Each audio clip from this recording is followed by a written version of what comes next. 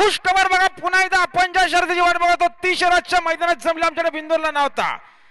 गारुदी प्रसन्न, Sairaj enterprises, Ramesh शेट कडू, भालिवडी कर्जत. फक्त बैलजुरी set कुठली पण होती. 2 बादल्या 20,000 बरोबर रक्कम बिंदूर. त्यांना या ठिकाणी उजव्या साईडून जोर दिले जे बजरंग ग्रुप आवले भिवंडी.